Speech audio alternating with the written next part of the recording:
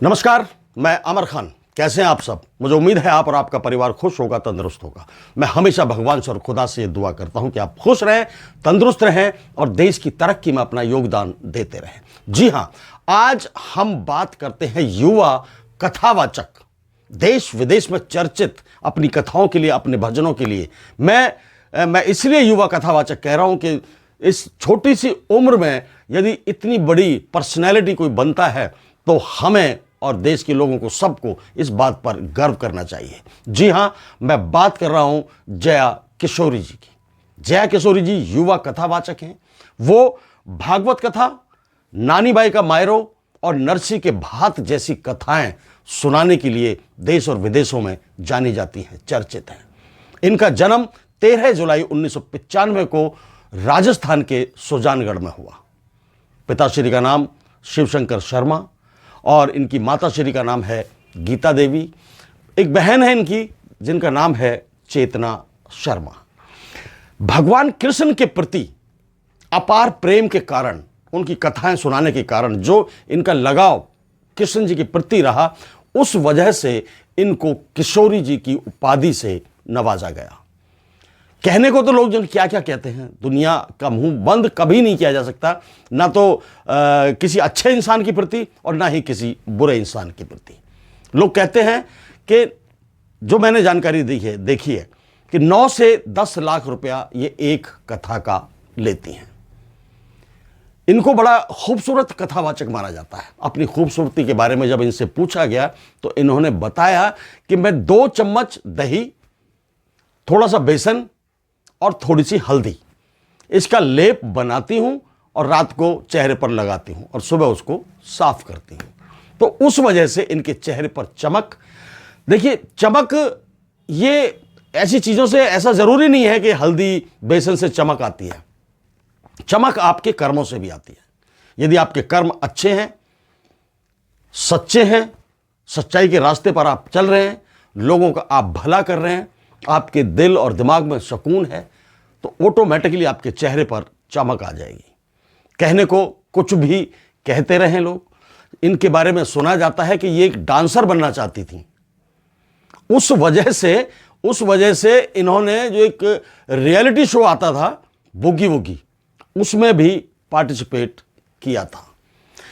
अब बड़ी पर्सनैलिटी है, उम्र छोटी बेशक है, इनकी हर बात पर नजर रखी जाती है। कहाँ ये जा रही हैं, क्या खाती हैं, किससे मिलती हैं, क्या इन्होंने हाथ में पकड़ा हुआ है, कौन सा बैग है, कैसे कपड़े हैं। अब ऐसी चीज़ों पर हर आदमी नज़र रखता है। एक बार एयरपोर्ट पर ये जा रही थी, इनके हाथ में एक बैग था। अब उस बैग को देखकर लोगों के दिमाग में ये बात आई कि ये बैग चमड़े का है और उस बैग का नाम भी नज़र आ रहा था। उस बैग का नाम था डियोर बैग। जब डियोर बैग की वेबसाइट से चेक किया गया तो उसमें बताया गया कि यह बैग कॉटन और बछड़े की चर्बी से बनाया जाता है। अब इस बात के लिए इनको पूरे देश में ट्रोल किया गया कि साध्वी हैं, कथा सुनाती हैं, भजन गाती हैं और किसी जानवर की, बछड़े की चर्बी से बना हुआ बैग ये कैरी करती हैं, ये साथ में लेकर चलती हैं। लोगों ने बहुत ट्रोल किया। बाद में इनसे जब पूछा गया तो इन्होंने उस बात को क्लियर किया कि ये बैग मैंने खरीदा नहीं है, कस्टमाइज बैग है ये खरीदा नहीं है, ये मैंने बनवाया है और मैं इस बात की गारंटी देती हूं कि इसमें कोई चमड़े का काम नहीं हुआ है। ना तो मैंने पहले चमड़े के बैग का यूज किया, ना आज कर रही हूं और ना आने वाले वक्त में मैं कभी चमड़े के बैग का प्रयोग करूंगी। तो इन्होंने इस बात पर इतनी बड़ी सफाई दी। इस बात के लिए साधु संतों ने भी इनको भला बुरा कहा। कुछ लोगों ने कहा कि ये सनातन धर्म के साथ धोखा कर रही हैं, कुछ ने कहा कि ये चीजें ऐसे नहीं होनी चाहिए, आप कथावाचक हैं, आपको इतनी चीजों की जरूरत क्या है। कुछ लोगों ने तो यहां तक कहा कि भाई कथावाचकों की हमें जांच पड़ताल करनी चाहिए। ये वैसे कथा सुनाते हैं और अपनी कथाओं में जो संगत को सुनाते हैं, जो लोगों को बताते हैं, लोगों को चलने के लिए, रास्ते पर चलने के लिए कहते हैं, क्या वास्तव में ये खुद उस रास्ते पर चलते हैं?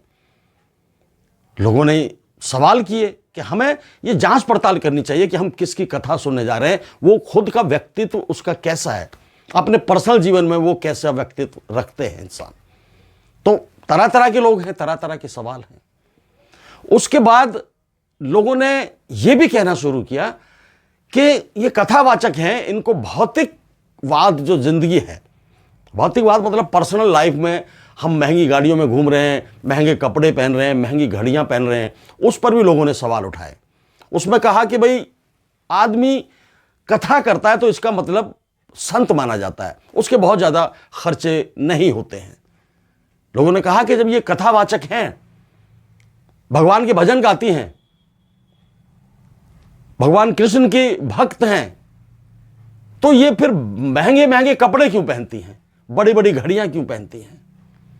कुछ लोगों ने यह भी कहा कि कोई बात नहीं, पहनते हैं, क्या हो गया, वो कथावाचक हैं, कोई सन्यासी तो है नहीं। और यह बात खुद जया किशोरी जी ने भी कही है कि मैं कथावाचक हूं और अपनी नॉर्मल जिंदगी में एक आम व्यक्ति हूं, आम महिला हूं। मैं सन्यासी नहीं हूं कि सारी चीजें छोड़कर या पहाड़ों पर रह रही हूं, कहीं जंगलों में रह रही हूं या धूनी रमा रही हूं। मैं इस तरह की सन्यासी नहीं हूं, मैं सिर्फ कथावाचक हूं। मैं कथा करती हूं, लोगों को सही रास्ते पर चलने के लिए कहती हूं।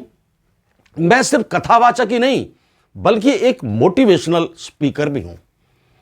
मैं लोगों को मोटिवेट भी करती हूं जो जिंदगी से परेशान हैं, डिप्रेशन में लोग आ गए हैं।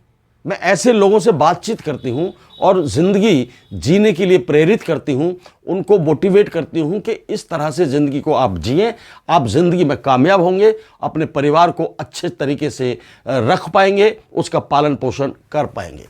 तो जया किशोरी जी का ये कहना है। मैं खुद जया किशोरी जी का बहुत बड़ा फ़ैन हूँ। मैं उनकी कथा सुनता हूँ, यूट्यूब पर भी सुनता हूँ, टीवी पर आती है तब भी सुनता हूँ। मैं उनके सौम्य स्वभाव की बहुत तारीफ करता हूँ। मुस्कान उनके चेहरे पर जो रहती है जब ये कथा करती हैं, तो हर इंसान का जो ध्यान है वो पूरी तरह से कथा में डूब जाता है। मैं जया किशोरी जी को बहुत बहुत बधाई देता हूँ और धन्यवाद करता हूँ उनका कि आप जैसे मोटिवेशनल स्पीकर और कथावाचक यदि हमारे समाज के अंदर हैं तो हम ज़्यादा से ज़्यादा लोगों को बुरे रास्ते पर जाने से रोक सकेंगे। मैं एक बार फिर जया किशोरी जी का धन्यवाद करता हूं कि आप अपनी कथा जारी रखिए। हाँ, इनका शादी के बारे में भी चर्चाएं उड़े थे। एक बार इनको कहा गया था कि ये शादी करने वाली हैं और शादी का नाम भी किसके साथ जोड़ा गया जानते हैं आप? बागेश्वर धाम, धीरेन्द्र शास्त्री, कि उनके साथ इनकी शादी हो जाएगी। लोग अंदाजा लगा लेते हैं खुद पे खुद कि ये भी यंग हैं, वो भी यंग हैं, दोनों कथावाचक हैं, हो सकता है दोनों की शादी हो जाए। पर दोनों ने, धीरेन्द्र शास्त्री ने तो यहां तक कह दिया था कि नहीं, ये मेरी छोटी बहन की तरह है, मैं इनको बहन मानता हूं। हमारा शादी का ना हमने कभी जिक्र किया है, ना हमारे मन में कोई बात आई है। वही बात जया किशोरी जी ने भी कही कि मैं धीरेन्द्र शास्त्री को अपना भाई मानती हूं, हमारा शादी का तो बात ही नहीं है, हम सोच भी नहीं सकते इस चीज़ को कि हम शादी करेंगे।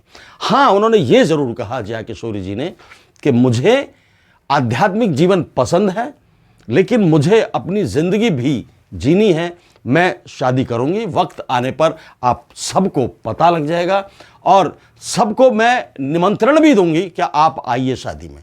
तो अभी तक अविवाहित है जया किशोरी जी।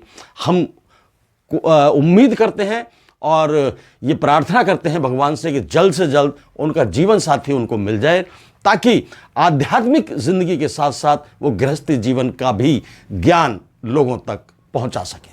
जय हिंद, जय भारत, नमस्कार।